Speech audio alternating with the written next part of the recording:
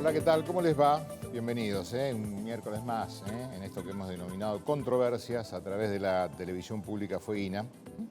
Como siempre, bueno, un saludo muy grande a toda la provincia, Río Grande, Tolwyn, Ushuaia, mi reina y mis dos princesas, como en cada miércoles. Bueno, ustedes saben que mañana se conmemora de alguna manera el Día del Militante. Se celebra el Día del Militante, el 17 de noviembre. Es decir, ¿qué significa el Día del Militante? Es decir, para el peronismo, para los simpatizantes del peronismo. La fecha es recordada fundamentalmente en las redes sociales. Mañana, recordemos, reaparece de alguna manera después de días de no estar por lo menos con la militancia la vicepresidenta Cristina Fernández en el Estadio Único de La Plata con un gran acto donde, bueno, mucho se habla de qué es lo que va a decir la vicepresidenta Cristina Fernández en ese acto. Pero, bueno, de alguna manera se trata de la conmemoración del 17 de noviembre de 1972, el Día del Militante. Fecha en la que Juan Domingo Perón, el expresidente Juan Domingo Perón, el general Juan Domingo Perón, volvía a la Argentina tras 18 años de exilio. Luego de un golpe de Estado conocido como la Revolución Libertadora, pero digo, el regreso de Perón a la Argentina se dio en un contexto de país muy distinto en algunos aspectos y muy parecido en otros al que tenemos en este momento. Y me pareció prudente, de alguna manera, tratar de enseñarles o por lo menos compartir con ustedes que están del otro lado un poco de la historia de la Argentina, es decir, por qué se dio ese 17 de noviembre de 1972, insisto, en un contexto de país con algunos parecidos al actual y muy distintos en otro. Y fundamentalmente porque quizás gente de nuestra edad conozca, porque lo hemos vivido, pero mucha juventud no, juventud que hoy abraza la ideología peronista, kirchnerista, o como más le guste, o cristinista, o como más le guste, es decir. Pero insisto en esto, quería compartir con ustedes qué significa o qué significó para el país en ese momento, un 17 de noviembre de 1972, cuando el general Juan Domingo Perón volvía a la Argentina. Lo compartimos.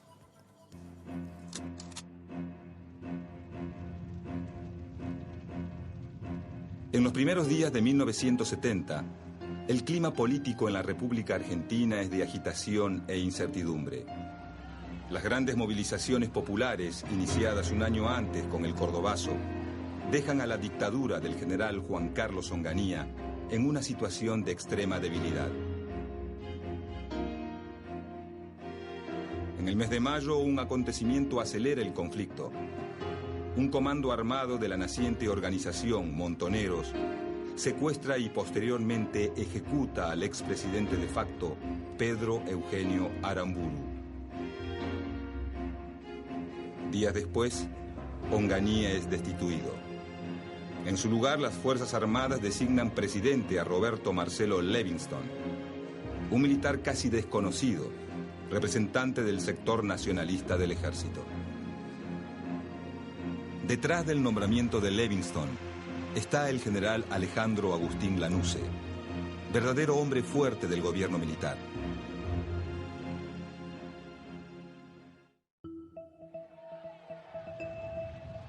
Llegado 1971, la situación del gobierno militar empeora. El creciente accionar de la guerrilla y un nuevo alzamiento popular en la provincia de Córdoba, conocido como el Viborazo, obliga al general Lanusse a tomar las riendas del poder. Tras su asunción, propone el GAN, Gran Acuerdo Nacional, un pacto político entre los partidos que incluye un llamado a elecciones para 1973. Con el GAN, la pulseada entre Perón y Lanusse aumenta. Lanusse, que quiere evitar a toda costa el regreso de Perón al poder, busca instalarse a sí mismo como el gran candidato no peronista a la presidencia. Perón, desde su exilio en Madrid, Sigue alentando las acciones de organizaciones armadas como la FAP y Montoneros, con el fin de desgastar aún más a Lanusse. Esa violencia, hermanos, los pueblos, no es violencia, es justicia. A fines de 1971, Perón nombra como su delegado personal a Héctor Cámpora, un hombre conocido por su absoluta lealtad al exmandatario.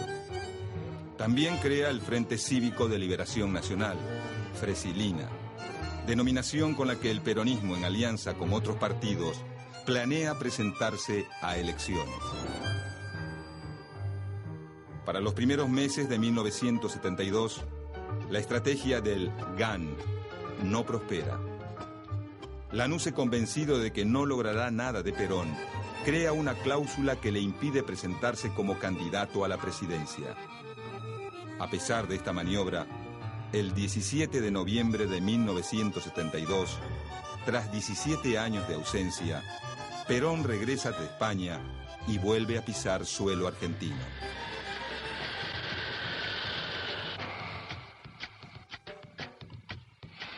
De este modo, el regreso de Perón forma parte de una acción que responde a la palabra empeñada.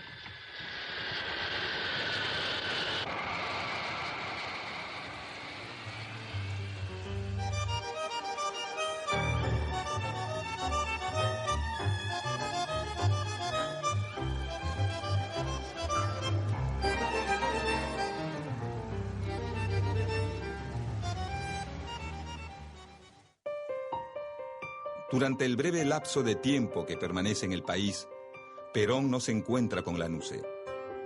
En cambio, sella un acuerdo de convivencia con su histórico adversario, el líder radical Ricardo Balbín. Además, designa a Héctor Cámpora como candidato a presidente por el Frente Justicialista de Liberación, Frejuli, coalición electoral que reemplaza al Fresilina. Bajo la consigna Cámpora al gobierno, Perón al poder, la juventud peronista y Montoneros se lanzan a una febril campaña que incluye actos públicos y grandes movilizaciones.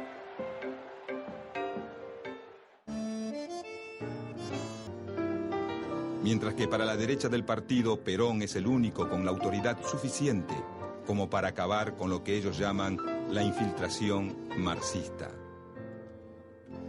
Se refieren a la tendencia dominante en la juventud peronista y a Montoneros, organizaciones que han crecido mucho dentro del movimiento. Entretanto, para la mayoría de los votantes no peronistas del Frejuli, Perón se ha convertido en un león herbívoro que tiende la mano a los radicales y busca la unidad nacional.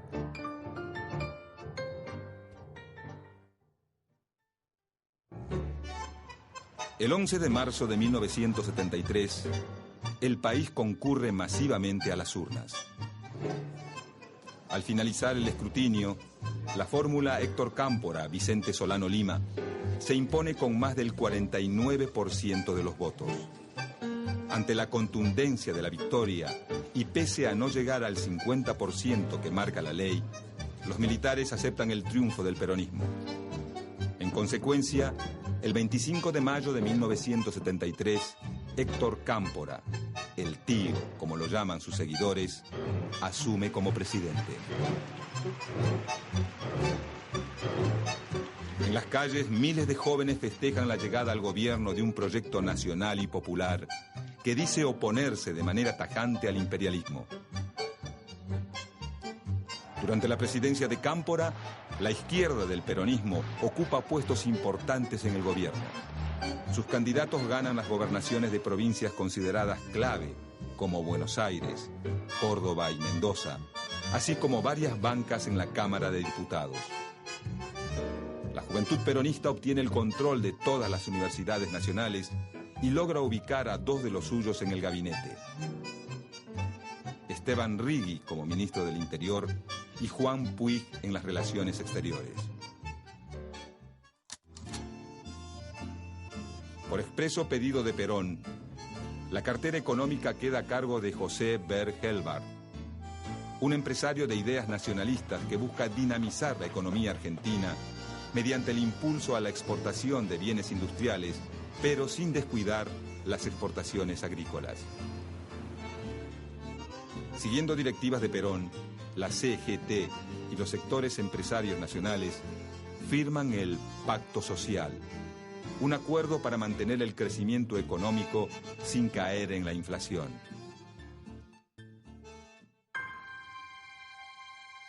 En poco tiempo, el plan económico de Helbard comienza a generar resquemores entre muchos terratenientes que ven al gobierno de Cámpora como un rotundo giro a la izquierda. Esta visión es compartida por la derecha del peronismo.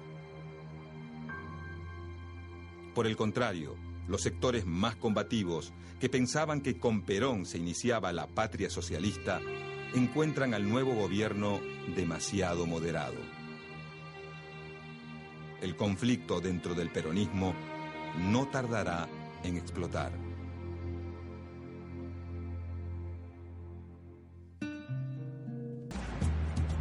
La patria peronista triunfa a sangre y fuego sobre la patria socialista. Horas más tarde, sin poder reencontrarse con sus seguidores, Perón aterriza en la base aérea de Morón. Detrás suyo, bajan del avión el presidente Cámpora y el ministro de Bienestar Social, José López Rega. Uno de los dos es el gran perdedor de la jornada.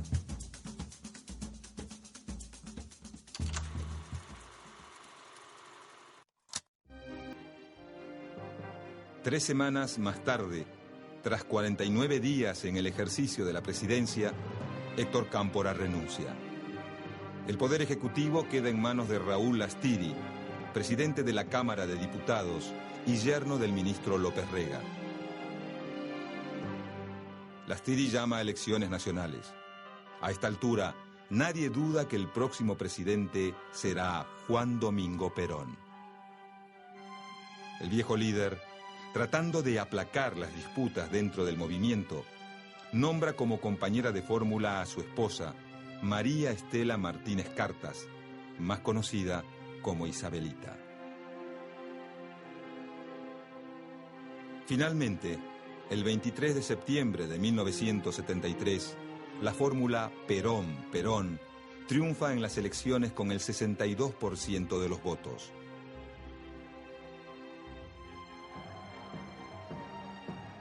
Dos días más tarde, la organización Montoneros se cobra su desplazamiento del poder y los sucesos de Ezeiza, asesinando a José Ignacio Rucci, secretario general de la CGT y mano derecha de Perón.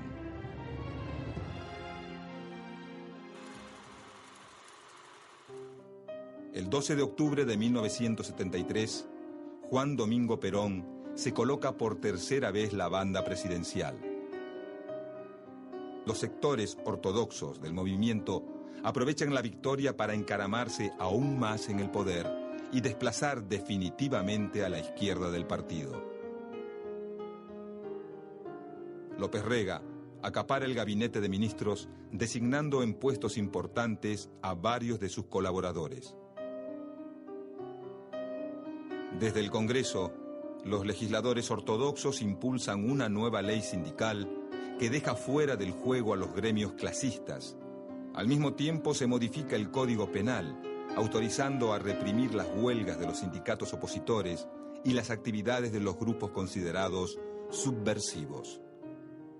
Como efecto de estas reformas, gobernadores, intendentes y legisladores cercanos a la juventud peronista y montoneros renuncian masivamente y muchos otros son obligados a hacerlo. Muy bien, señores. El que esté con esos intereses se saca la camiseta peronista y se va. Nosotros, por perder un voto, no vamos a ponernos tristes. Sus puestos son ocupados por dirigentes afines a los grupos sindicales y a López Rega. Al comenzar 1974, el diálogo de Perón con la juventud es inexistente. La juventud peronista y montoneros atribuyen el silencio del viejo líder a un cerco tendido por Isabel y López Rega que impediría al presidente ver la realidad. Para esta época, el ministro López Rega crea la Alianza Anticomunista Argentina, AAA, órgano de represión ilegal, dedicado a la persecución, el secuestro y la eliminación de la militancia de izquierda, tanto la peronista como la que no lo es. Su principal base de operaciones funciona en el mismo edificio del Ministerio de Bienestar Social, cuyos sótanos son acondicionados como arsenal de armas y sala de torturas. En su raid represivo, las bandas armadas de la AAA se cobran más de 400 vidas, entre las que se encuentran las del padre Carlos Mujica, popular sacerdote tercermundista vinculado a la Juventud Peronista. Rodolfo Ortega Peña, abogado y diputado por la izquierda peronista. Y Silvio Frondizi, intelectual marxista y hermano del expresidente argentino.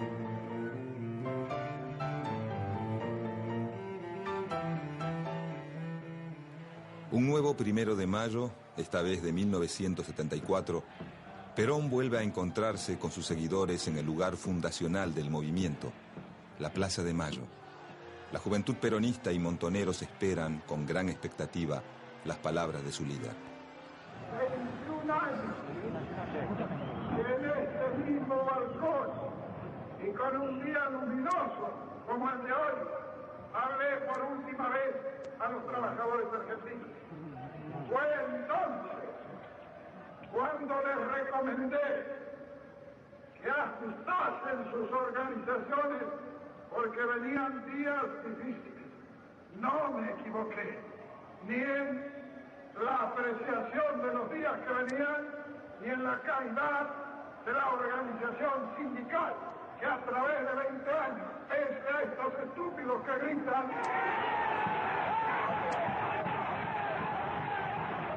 El insulto de Perón tiene un efecto sorpresivo sobre sus destinatarios, quienes no paran de entonar provocativas estrofas en contra de sus adversarios. Lentamente, el clima de la plaza se va caldeando. Las organizaciones sindicales se han mantenido inconmovibles y hoy resulta que algunos imberbes pretenden tener más mérito que durante 20 años.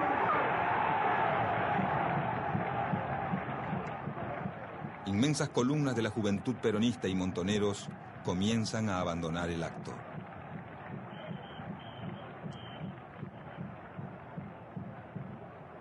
La relación entre Perón y los sectores revolucionarios se quiebra.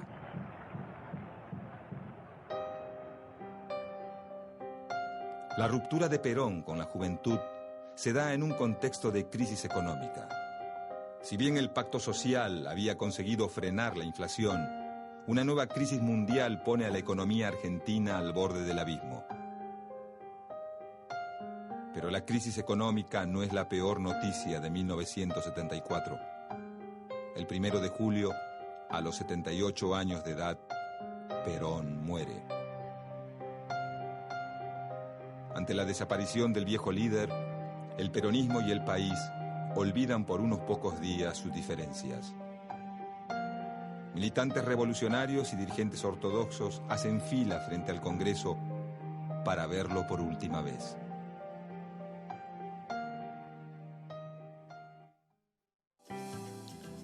Con la muerte de Perón,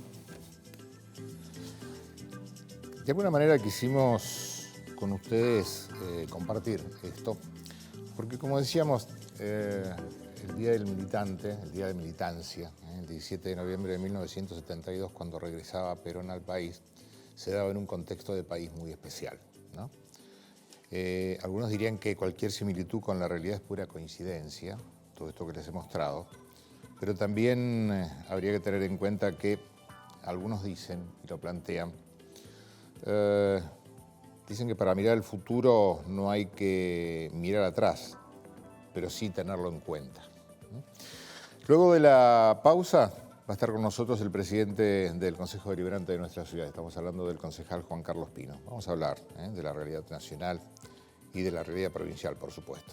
No sin antes recordarle nuestra línea de comunicación, aquí debajo de pantalla, mensajes de texto a través de WhatsApp 2901-510964. Señores, pausa y volvemos. Vamos.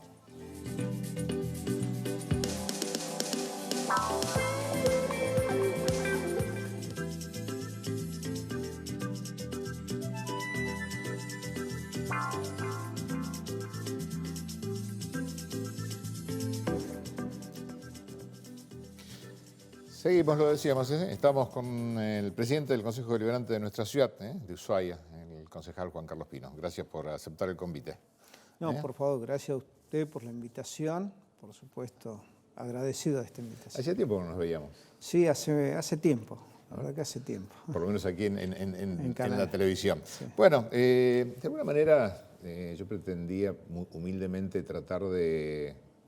Yo digo siempre que la televisión o los medios de comunicación tienen la misión de informar, enseñar y entretener. Y humildemente quisimos por lo menos que algunos, sobre todo los más jóvenes, conozcan qué significa o por qué el 17 de noviembre se conmemora el Día de la Militancia, con el regreso de aquel 17 de noviembre de 1972 de Juan Domingo Perón, en un contexto de país muy difícil, pero que de alguna manera refleja, a mi humilde opinión, algunas cosas que están pasando también hoy en el país, ¿no? Cuando se habla de pacto social, cuando se habla de inflación, cuando se habla de conflicto interno dentro del peronismo entre uno y otro sector, una derecha que no es derecha y una izquierda que no es izquierda, es decir, o por lo menos, digo, cómo se definen uno y otro, con un chisporroteo interno en oficialismo y en oposición muy particular, porque se está dando tanto en oficialismo como en oposición, una no decisión tomada sobre quiénes irían a una eventual votación en el 2023 para la presidencia de la Nación, tanto en el oficialismo como en la oposición. Y mañana justamente se conmemora este 17 de noviembre, donde va a reaparecer ante su militancia, sobre todo a su núcleo duro, la vicepresidenta Cristina Fernández, y donde entendemos que va a haber por lo menos algún mensaje que tenga que ver con ese futuro. ¿Cómo ve, empecemos a nivel nacional, ¿no? ¿Cómo ve el gobierno hoy? Perdón, antes que nada, tenemos ¿cuánto? Casi 30 minutos de programa, así que nos podemos extender. Sí, no, bueno, en principio, primero agradecer esta presentación que con el tema del regreso de Perón, de aquella época, diferenciar únicamente una situación, un contexto diferente. Hoy en democracia, en esa época veníamos de una dictadura. Bueno, diferenciando eso, agradecer porque mucho de la juventud, sin duda que, la historia, si no la leen, si no lo ven a través de algún programa, es muy difícil que sepan la historia de tantos años atrás, ¿no? Una historia contemporánea.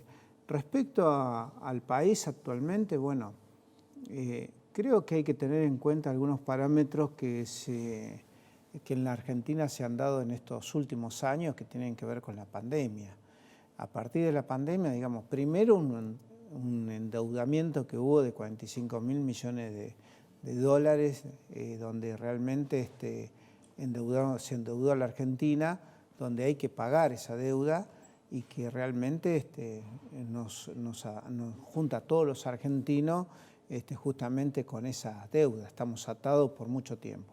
Por otro lado, lo de la pandemia, que realmente causó una crisis económica en todo el mundo, la pandemia.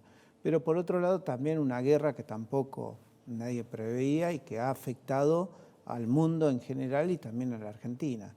Entonces tenemos hoy una Argentina, tenemos una conducción nacional que se ha encontrado con muchos problemas y también con una inflación que realmente va en crecimiento y que realmente cuesta mucho y que realmente afecta a todos los argentinos, que se trabaja permanentemente en tratar de mantener el salario, con algo que vamos corriendo detrás del problema, ¿no? Ahora convengamos con una conducción de un presidente que tiene la lapicera y una vicepresidenta que tiene el micrófono. Sí, en esto hay que ser claro. Actualmente la vicepresidenta Cristina Fernández de Kirchner tiene un 25% de intención de voto. Y esa intención de voto se vuelca para un lado o para el otro. Entonces, no es menos cierto que digamos, cuando se llegó a la presidencia, quien tomó esa decisión y lo buscó a Alberto Fernández fue justamente la vicepresidenta actual. Entonces hoy tiene la misma vigencia que hace tantos años, con un peso electoral que hoy es quien, digamos, conduce de alguna forma parte de esto y parte de lo que se viene para el año que viene, que es un año netamente electoral.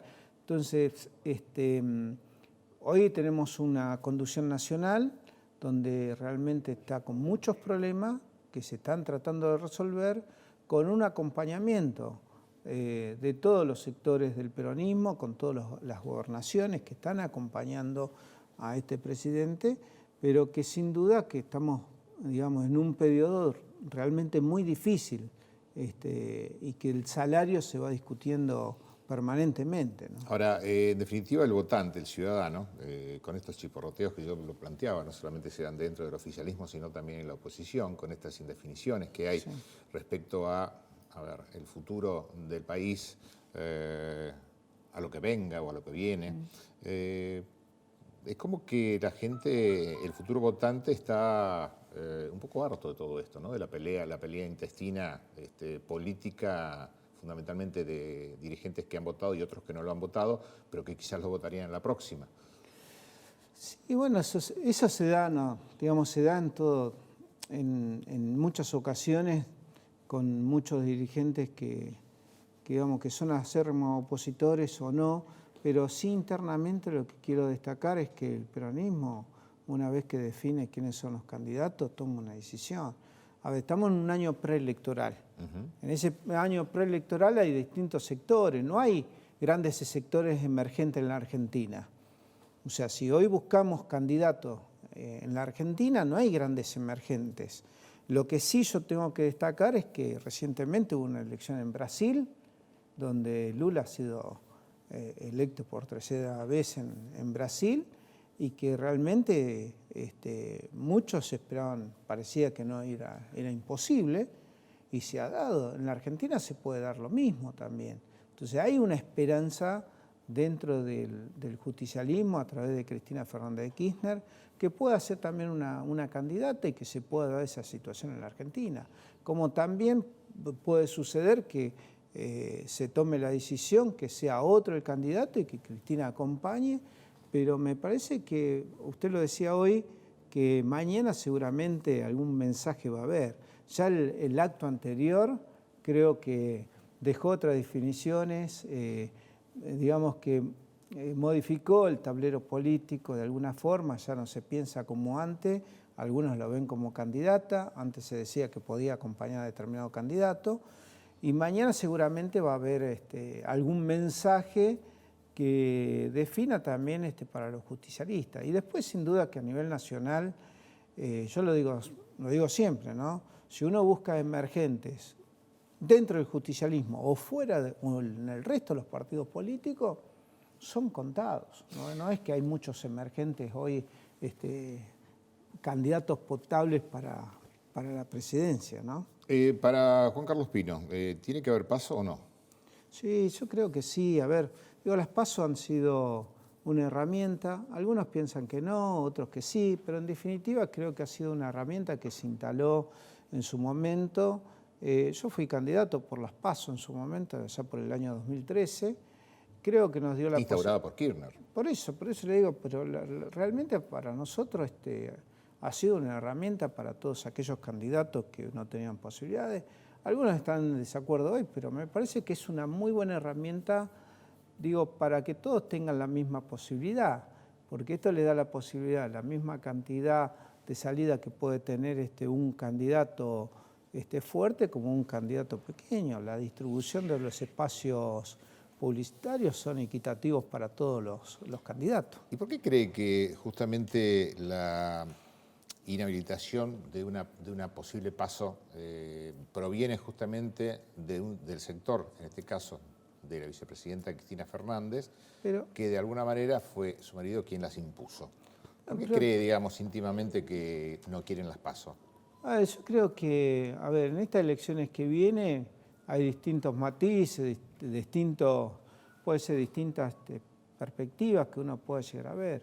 No es menos cierto, digo, en lo personal, no digo que sea una decisión partidaria ni nada, yo lo digo por la experiencia que yo pude tener, digamos, de participar de un PASO y que me posibilitó tener, digamos, el tema de los medios, la misma equidad que lo tenían los otros candidatos. Lo digo desde ese lugar. Ahora, esa decisión sin duda la tiene el Congreso, la tiene, digamos, la posibilidad si la quieren deshacer o no. Ahora, las opiniones son muy variadas las que hay. En todo caso, las PASO permiten la equidad y aquel que quiera hacer que sea. Sí, por supuesto. A ver, digo, normalmente cuando usted va a una elección tiene que contar con un gasto enorme cuando va a una elección, desde el pago de la boleta, medio y todo lo demás. Muchas veces ha pasado que han comprado los espacios y la verdad que después no quedaban espacios para el resto de los candidatos que no tenían la misma posibilidad económica. Y esto permitía, o permite de alguna forma, esa equidad de salir tanto en un medio, en un canal como este, de salir en una radio, de salir en un portal, o sea, con la misma equidad que lo tienen el resto. Nos vamos a la realidad provincial, ¿le parece? Sí, ¿cómo? Nos metemos en la realidad provincial. Nos metemos primero en el presupuesto municipal. ¿Cómo no? Y terminamos con la política. ¿Cómo no? ¿Sí? ¿Cómo está el tema del presupuesto municipal? Estamos hablando de que ha entrado en el Consejo Deliberante, se está estudiando en comisión, más de 23.280 millones de pesos, con casi sobre esos 23.280 millones de pesos, un 83% de recursos propios municipales, es decir, recursos que provienen de la coparticipación provincial y coparticipación nacional, un 17% que proviene de otros convenios, fundamentalmente convenios a nivel nacional. De ese total de más de 23.000 y pico de millones de pesos para el 2023, un 23% para obra pública, un poco más de un 30% para personal. ¿Cómo está esto? Bueno, justamente usted lo está diciendo. Yo creo que lo primero que hay que ver, digo siempre en un presupuesto, es el tema de la obra pública, que indica el crecimiento de la ciudad. Hoy hay destinado casi un 23% en obras públicas, que siempre ha ido en crecimiento. Siempre hemos tenido, desde el año 2016 en adelante, un crecimiento entre el 18, 19, 20, 23, 22%. Y me parece que en esto hay que destacarlo porque la verdad que eso es lo que llega a la gente, digamos, realmente, sea con asfalto, sea con plazones deportivos, gimnasio, sean con mejoramiento de escalera. Bueno, creo que ahí es donde está lo central de un presupuesto. Además, le quiero decir, aparte de estos 5.200 millones de pesos que están destinados a la obra pública, también hay convenios que están por fuera del presupuesto que oscilan casi los 3.500 millones de pesos. Entonces, hay convenios firmados con Nación que no están dentro del presupuesto, que seguramente se van a ratificar en un futuro. Eso también hace, digamos, a nuestra ciudad. Después el tema de personal, estamos hablando de 7.000 millones de pesos, un 30%, que es gran parte del presupuesto se lo lleva también el personal de planta permanente y política de una gestión. Pero indudablemente lo que hay que destacar es esto. Saliendo de la pandemia, habiendo una reactivación económica en nuestra ciudad, donde en lo que va de este año, por darle un ejemplo, se han abierto 274 comercios en nuestra ciudad. Se han habilitado 274 comercios en nuestra ciudad.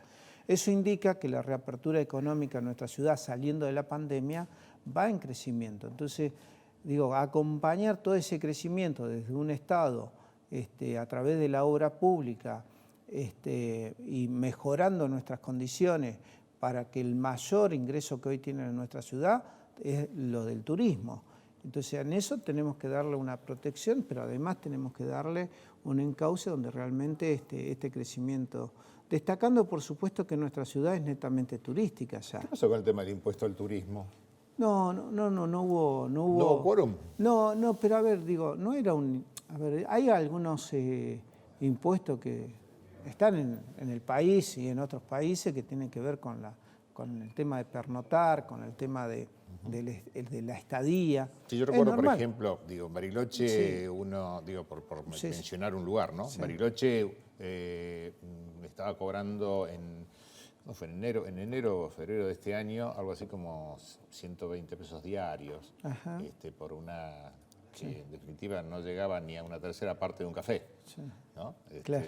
Pero sí que también hubo por parte de la Cámara de Turismo algún tipo de reacción a ese impuesto. Sí, pero de todas formas nosotros hablábamos, lo que existe normalmente es el tema de pernoctar y el tema de la estadía, que es normal para un crucero, en cualquier lugar del mundo se cobra eso. Pero independientemente de eso, lo que digo, a ver, para tener en claro, el presupuesto se compone de dos partes. Una parte que tiene que ver con casi el 84% se compone de recursos, como usted decía, de la coparticipación nacional, de las regalías petrolíferas y de la recaudación provincial, el presupuesto municipal.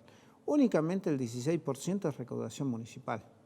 Esa es digamos, cómo se componen esos 23.000 millones de pesos, ¿sí?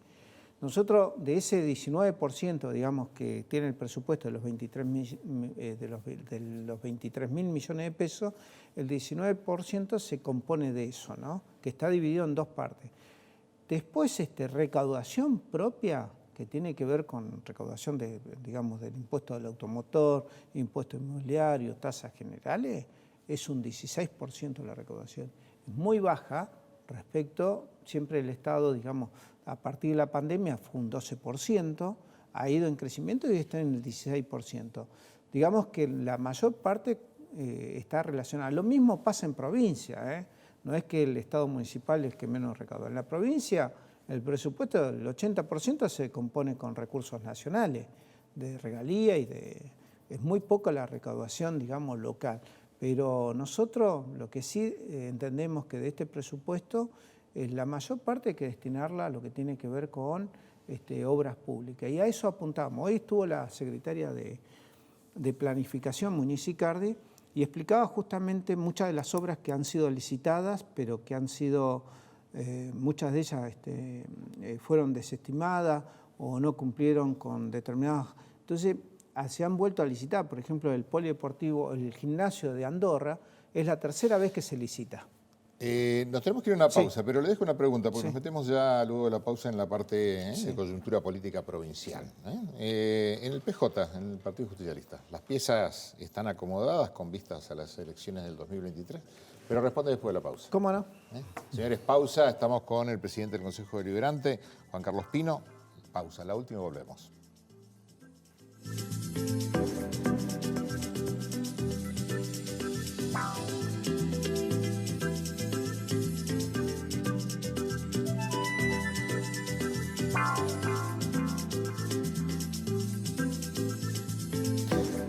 En 12 minutos que nos quedan, tenemos que redondear todo, a ver si lo logramos.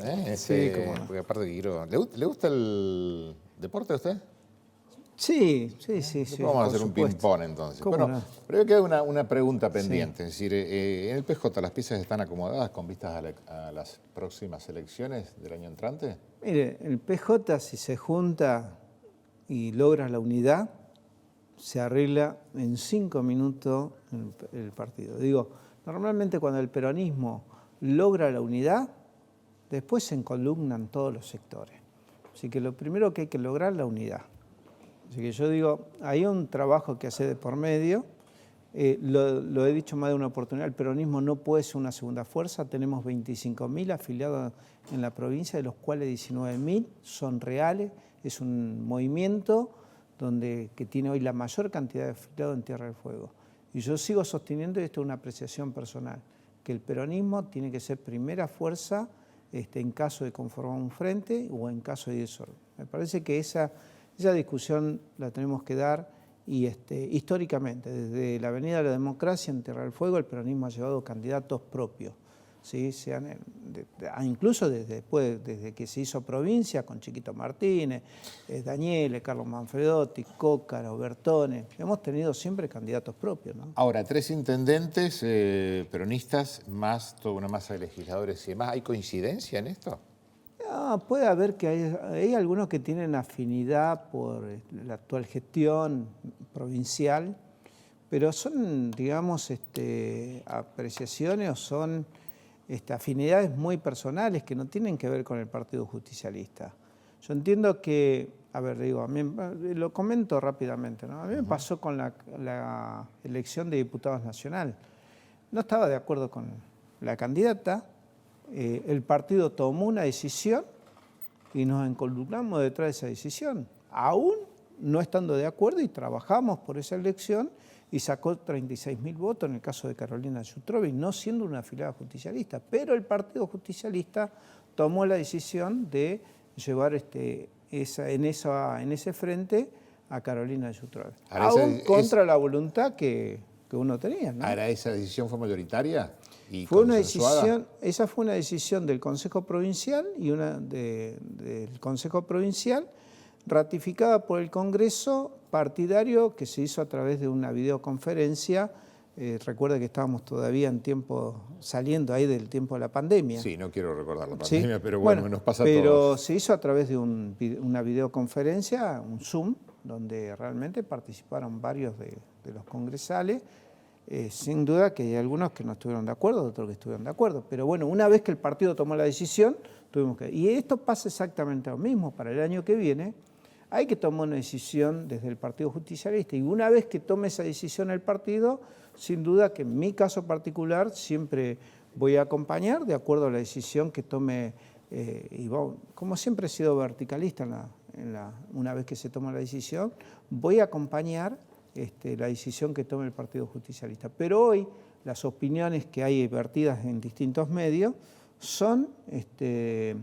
digamos, quienes están trabajando con el gobierno de la provincia o quienes tienen afinidad o quienes pretenden una fórmula con el gobierno de la provincia, son meramente decisiones personales y no del partido en su conjunto. Así que yo sigo trabajando y me interesa trabajar por la unidad del justicialismo, y entiendo que si hay una unidad entre los tres intendentes, no tenga duda que el Partido Justicialista se encolumna rápidamente, ¿no?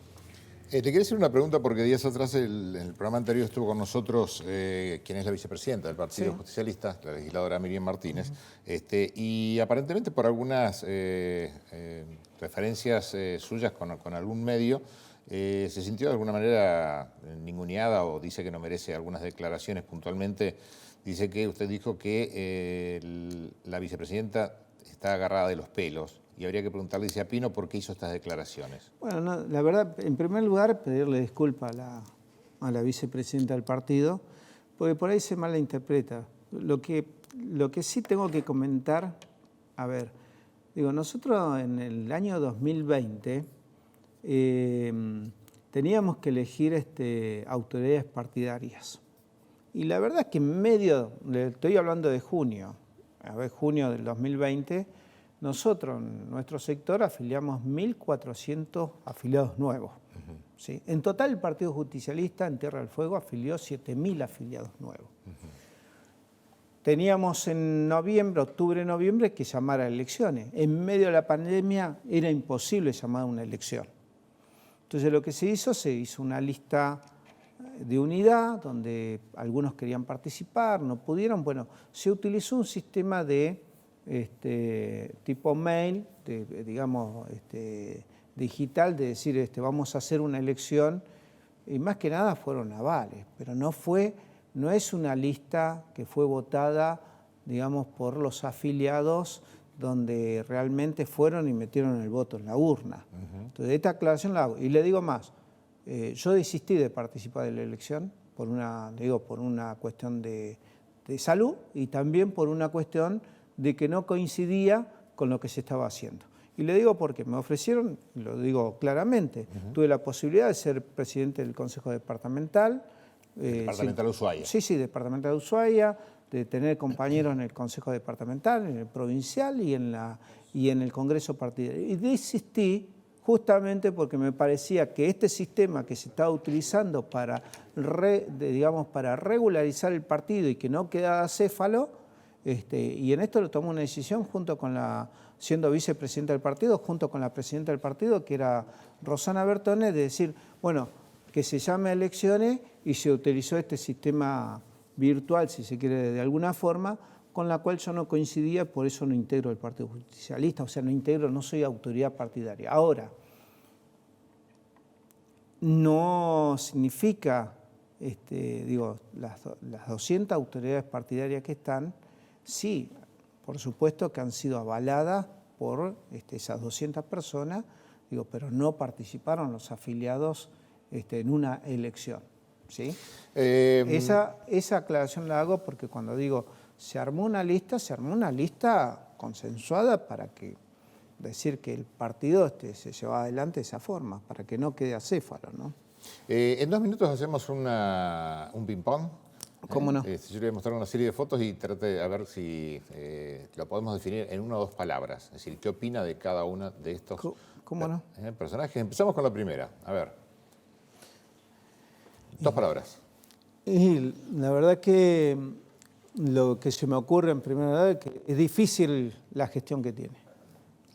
¿La que viene? Creo que tiene muchas posibilidades de ser nuevamente presidente de la Argentina.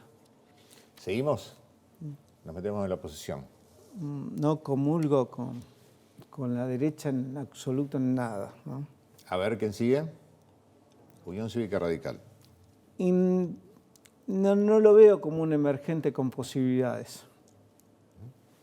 ¿El expresidente Mauricio Macri? No, me parece lamentable. Endeudó el país por 45.000 millones de dólares. ¿Patricia Bullrich? Es más de lo mismo de lo que es la derecha en general, ¿no? Facundo Manes. Puede ser un emergente, pero con pocas posibilidades, lo veo. Pues es uno de los nuevos emergentes con pocas posibilidades. Puede haber sorpresas. Walter Boto. Creo que es hoy la figura en el justicialismo que tiene muchas posibilidades de la gobernación. Seguimos. Daniel Harrington, intendente de Tolwyn. Le tengo un enorme respeto porque ha demostrado en estos años la capacidad de llevar una intendencia adelante. La penúltima. Vamos. Martín Pérez, intendente de Río Grande. Creo que ha hecho una excelente gestión y puede ser en el futuro un dirigente de grandes dimensiones para Tierra del Fuego. ¿Cómo se lleva con Pérez? Es poca la relación que tengo con Martín. Normalmente siempre nos encontramos cada vez que hay elecciones. Y vamos con la última. A ver, me trae un recuerdo que no quiero generar una polémica, pero me parece que paga los sueldos como en alguna gobernación anterior, ¿no? Digo, hoy se están pagando sueldos nada más en nuestra provincia. ¿Va a ser candidato? Sí, sin duda que sí. Pero primero vamos a reordenar el justicialismo. Me parece que el secreto está ahí. Lo que le dije anteriormente, digo, una vez que el justicialismo ordene, digamos, internamente y quiénes son y determine, nosotros vamos a estar, sin duda que en alguna lista vamos a estar. Y estamos esperando, por supuesto, si las elecciones se van a desdoblar o no. Esa es otra. Y si se adelantan, ¿no? Porque es probable que en mayo del año que viene tengamos la gobernación. Sí, a partir del 28 de mayo, 26, 28 de mayo, recién ahí, de adelantarse. Puede ser, puede suceder. Sería la fecha. Y tiene la facultad de adelantar o no el gobernador, como también tiene la facultad el intendente de desdoblar la elección o no y pasarla para más adelante también. Puede ser una posibilidad. Por eso le digo que a partir de que logremos la unidad y tener identificado candidatos, sin duda que... ¿A qué cargo aspiraría? ¿Qué le Mire, gustaría? Mi ambición siempre fue la intendencia, todos lo saben. Pero bueno, nosotros tenemos, como lo digo siempre, ¿no? Creo que hoy quien es el presidente del partido y intendente de la ciudad tiene muchas posibilidades de la gobernación o de ser intendente nuevamente.